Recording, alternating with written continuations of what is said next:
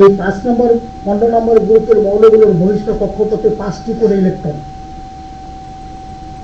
5টি করে ইলেকট্রন সবারই, অর্থাৎ এরা জারণ সংখ্যা 3 এবং 5 শক্তিশালী, এবং এই মৌলগুলোর প্রতিনিধিত্ব করে নাইট্রোজেন, অর্থাৎ নাইট্রোজেনের পরিবারের এই মৌলগুলো ফসফরাস, আর্সেনিক, অ্যান্টিমনি, বিসমাথ।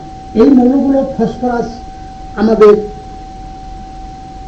উদ্ভিদ বৃদ্ধিজনিত কারণ বা সার, ফসফরাস প্রচুর পরিমাণে ব্যবহার করা হয়। আবার আর্সেনিক একটা বিষাক্ত পদার্থ হইলেও পানিতে আর্সেনিকের পরিমাণ মাত্রা অতিরিক্ত হয়ে গেলে সেটা পানি দূষণ হয়। অনুভাবে অ্যান্টিমনি এর একটা বিশেষত্ব আছে, বিসমাথের একটা বিশেষত্ব আছে, কিন্তু একটা মিল আছে এদের মধ্যে। এদের বহিষ্ঠ কক্ষপথে 5টা করে ইলেকট্রন এবং 15 নম্বর গ্রুপের মৌল। আবার অপরদিকে তোমার দেখো 16 নম্বর গ্রুপের যে মৌলগুলো অক্সিজেন, সালফার, সেলেনিয়াম, টেলুরিয়াম এবং পোলোনিয়াম, এদের আবার বহিষ্ঠ কক্ষপথে 6টা ইলেকট্রন। এদেরও তাই। অক্সিজেন শক্তিশালী ঋণাত্মক 2, কারণ 2টি ইলেকট্রন গ্রহণ করে নিষ্ক্রিয় গ্যাসের গঠন লাভ করে। আর যেমন ফসফরাস 2, 4, 6, সেলেনিয়াম, টোলোনিয়াম, পোলোনিয়াম অক্সিজেনের সঙ্গে খুব একটা সামঞ্জস্য রক্ষা করে এরা চলতে পারে না। তবে মিল হলো এই, এরা হলো অক্সিজেন পরিবারের মৌল, নাইট্রোজেন পরিবারের মৌল। অপরদিকে যদি আমরা এগুলো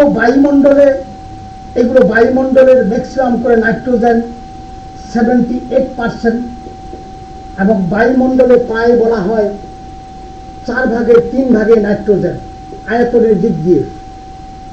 আর তেমনি অক্সিজেন তো আছেই, তা নাইট্রোজেন অক্সিজেন বায়ুমণ্ডল ছাড়া কল্পনাই করা যায় না। নাইট্রোজেনের পরিমাণ বায়ুমণ্ডলে সবচেয়ে বেশি।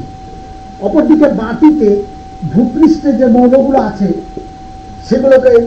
সেই মৌলগুলো যেরকম beryllium, magnesium, calcium, strontium, barium, radium, এই মৌলগুলোকে বলা হয় আর্থ অ্যালকালাইন মেটাল, অর্থাৎ মৃৎক্ষারীয়। এদের উৎস হলো মাটিতে। তার মধ্যে আরো মাটির কতগুলো বিশেষ উপাদান, টিন, তারপরে জিঙ্ক, কপার, ক্যাডমিয়াম ইত্যাদি, এগুলো মাটিতে এই উপাদানগুলো পাওয়া যায়। সবচেয়ে বেশি ক্যালসিয়ামের নাইট্রেট একটা সার জাতীয়, ম্যাগনেসিয়ামের নাইট্রেট সার জাতীয়, এগুলো সার জাতীয় পদার্থ মাটিতে প্রাকৃতিকভাবে তৈরি হয়। এগুলো ফার্টিলাইজার প্রাকৃতিকভাবে তৈরি হয়। কেমন করে তৈরি হয়?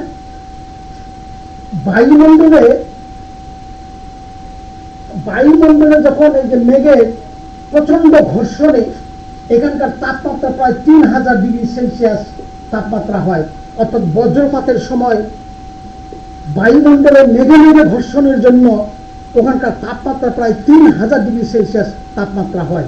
ওই তাপমাত্রায় নাইট্রোজেন এবং অক্সিজেন বিক্রিয়া করে নাইট্রিক অক্সাইড উৎপন্ন করে। এই নাইট্রিক অক্সাইড আবার এই যে বায়ু অতিরিক্ত অক্সিজেনে দিয়ে আবার অতিরিক্ত অক্সিজেনের সঙ্গে বিক্রিয়া করে নাইট্রোজেন পার অক্সাইড হয়ে যায়। তাহলে বায়ুমণ্ডলে যে নাইট্রোজেন অক্সিজেন আছে এরা স্বাভাবিকভাবে বিক্রিয়া করে না। অনেক সময় নাইট্রোজেনকে নিষ্ক্রিয় মৌল বলা হয়, কিন্তু বজ্রপাতের সময় প্রচন্ড তাপ উৎপন্ন হওয়াতে মেঘে ঘর্ষণের সময় যখন বজ্রপাত সংঘটিত হয় তখন নাইট্রোজেন এবং অক্সিজেন বিক্রিয়া করে নাইট্রিক অক্সাইড, অতঃপরে বেশি করে অক্সিজেন, অতিরিক্ত অক্সিজেনের সঙ্গে নাইট্রোজেন পার অক্সাইডে বাদামি একটা ধোঁয়া সৃষ্টি করে, যেটা আমরা ভূপৃষ্ঠ থেকে বাদামি রঙের আলোর ছটা দেখতে পাই। অতঃপর এই নাইট্রোজেন পার অক্সাইড, অতিরিক্ত অক্সিজেন এবং বৃষ্টির পানির সঙ্গে বিক্রিয়া করে নাইট্রিক অ্যাসিড, পাতলা নাইট্রিক অ্যাসিড ভূপৃষ্ঠে পতিত হয়। এই ভূপৃষ্ঠে নাইট্রিক অ্যাসিড পতিত হলে পাতলা নাইট্রিক অ্যাসিড, তাহলে বৃষ্টিতে নাইট্রিক অ্যাসিড পড়লে মানুষের শরীরে বা গাছপালা নষ্ট হওয়ার কথা, কিন্তু সেই নাইট্রিক অ্যাসিড নিতান্ত পাতলা হওয়াতে গাছপালা বা মানুষের তেমন ক্ষতি করে না। কিন্তু মাটিতে ক্যালসিয়ামের সঙ্গে বিক্রিয়া করে ক্যালসিয়াম নাইট্রেট, ম্যাগনেসিয়াম নাইট্রেট, দামি ফার্টিলাইজার উৎপন্ন করাতে গাছগাছাগুলো বৃদ্ধি পায়। ওই জন্য বর্ষাকালে গাছগুলো বা মাটিতে সার হয় বলে তাদের শিকড় দিয়ে অর্থাৎ সিম্বায়োটিক ব্যাকটেরিয়ার সাহায্যে তারা সেগুলো গ্রহণ করে। মাটিতে সিম্বায়োটিক ব্যাকটেরিয়া আছে, এই ব্যাকটেরিয়ার মাধ্যমে এই calcium nitrate, magnesium nitrate, zinc nitrate, ammonium nitrate ইত্যাদি মূল্যবান সারগুলো গ্রহণ করে গাছপালাগুলো তাদের পুষ্টি সাধন করে এবং বৃদ্ধি পায়। এইভাবে বজ্রপাতের সময় সংঘটিত নাইট্রোজেন এবং অক্সিজেন বিক্রিয়া করে প্রাকৃতিক সার উৎপন্ন করে। এখন এই সমগ্র বিক্রিয়াটা আমরা এভাবে পাই।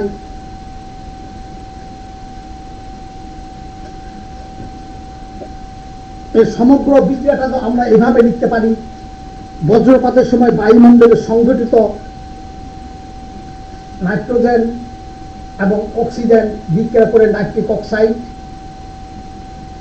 এই নাইট্রিক অক্সাইড বায়ুর সঙ্গে যখন তাপমাত্রা 50 ডিগ্রি সেলসিয়াস তাপমাত্রা নেমে আসে তখন এটা হয় নাইট্রোজেন পারঅক্সাইড। নাইট্রোজেন পারঅক্সাইড, এই নাইট্রোজেন পারঅক্সাইড অতঃপর অতিরিক্ত অক্সিজেন এবং বৃষ্টির পানির সঙ্গে বিক্রিয়া করে এটা হয়ে যায় নাইট্রিক অ্যাসিড। নাইট্রিক অ্যাসিড তাহলে 2 নাইট্রোজেন, এখানে 4, তাহলে 4 দুগুণ 8, 10 2 12, এখানে 4 3 12। এই নাইট্রিক অ্যাসিড অতঃপর ক্যালসিয়াম অক্সাইড সঙ্গে বিক্রিয়া করে ক্যালসিয়াম নাইট্রেট এবং ম্যাগনেসিয়াম অক্সাইডের সঙ্গে বিক্রিয়া করে ম্যাগনেসিয়াম নাইট্রেট ইত্যাদি উৎপন্ন করে ভূপৃষ্ঠে প্রাকৃতিক সার উৎপন্ন করে। এইভাবে ওই জন্য যে বছর বেশি বজ্রপাত হয় সে সময় সৃষ্টিকর্তা কর্তৃক মাটিতে এমনি সার উৎপন্ন হয়ে যায় এবং গাছপালাগুলো বৃদ্ধি হয়, মাটিতে সার হয় বলে প্রাকৃতিক সারের একটা সৃষ্টিকর্তার আশীর্বাদ বলে ধরে নেওয়া হয়। এরপরেও বজ্রপাতের সময় মানুষ অনেক প্রাণহানি ঘটে। এটার কারণ আমরা এটা যেহেতু বিদ্যুতের ব্যাপার, সেখানে চার্জ বিনিময়ের জন্য ইলেকট্রন প্রবাহের জন্য বিদ্যুৎ উৎপন্ন হয়। বিদ্যুতের সংজ্ঞাটাই হলো যে ইলেকট্রিসিটি হলো ইলেকট্রনের প্রবাহ, অর্থাৎ electricity is nothing, it is the flow of electron. কাজে মেঘে মেঘে ঘর্ষণে ইলেকট্রনের প্রবাহে বিদ্যুৎ উৎপন্ন হয়। সেই হাই ভোল্টেজের বিদ্যুৎ, কয়েক হাজার বিদ্যুৎ, সেখানে কোনো গাছপালা প্রাণীর উপর পড়লে প্রাণী মৃত্যুবরণ করে। এটার জন্য কিছু সতর্কতামূলক সচেতনামূলক পদক্ষেপ নিলে আমরা এইটার কাছ থেকে রেহাই পাই। কারণ তার যারা বজ্রপাতের জন্য যেমনি উপকার হয় তেমনি প্রাণ নাশেরও আমরা ইদানিং শুনি। বজ্রপাতে একসঙ্গে অনেক মানুষ মারা যায়। এটা মারা যাওয়ার পিছনে কারণ হলো আমাদের অসচেতনতার অভাব। সচেতন হলে আমরা সেই বজ্রপাত থেকে অবশ্যই রক্ষা পাবো এবং প্রাকৃতিক ভারসাম্য রক্ষার জন্য যদি ইতিমধ্যে গভর্নমেন্ট যেটা প্ল্যান নিয়েছিল তাল গাছ লাগানো বা উচ্চ স্থানে, এটার এই বজ্রপাতের সবচেয়ে বড় কারণ হলো এই স্বল্পতম দূরত্বের দিকে ধাবিত হয়। অর্থাৎ যেদিকে সে দূরত্ব কম পায় সেই দূরত্বের পরে সেই ধাবিত হবে। সেখানে যদি একটা মানুষ বা গরু বা প্রাণী থাকে তার উপর দিয়ে চলে যাবে, সেখানে গাছপালা থাকলে গাছপালা পড়বে। আজকে আমাদের প্রাকৃতিক ভারসাম্য নষ্ট হয়ে গেছে। এই প্রাকৃতিক ভারসাম্য নষ্ট হওয়ার জন্য এই বজ্রপাতের অনেক প্রাণহানির ঘটনা ঘটতেছে। যাই হোক, আমার এই আলোচনা আমি আরেক করে ভিডিওতে করব। আজকে আলোচনা করলাম আমি বায়ুমণ্ডলের বজ্রপাতের কারণে কিভাবে নাইট্রিক অ্যাসিড উৎপন্ন হয়, এই নাইট্রিক অ্যাসিড কীভাবে আমরা প্রাকৃতিক সার উৎপন্ন হয় ভূপৃষ্ঠে। যেহেতু ভূপৃষ্ঠের উপাদানগুলো এগুলো নাইট্রিক অ্যাসিডের সঙ্গে বিক্রিয়া করে মূল্যবান নাইট্রেট সার আমরা পাই। এই নাইট্রেট সার প্রাকৃতিকভাবে গাছপালা এবং উদ্ভিদ বৃদ্ধি করার জন্য কাজে লাগে। কারণ মাটিতে আছে সিম্বায়োটিক ব্যাকটেরিয়া। এই সিম্বায়োটিক ব্যাকটেরিয়ার মাধ্যমে এই সারগুলো গাছের পুষ্টি সাধনে কাজ করে। আর অন্য কোনো দিন অন্য কোনো বিষয়ে আলোচনা করব। তোমাদের সকলকে ধন্যবাদ।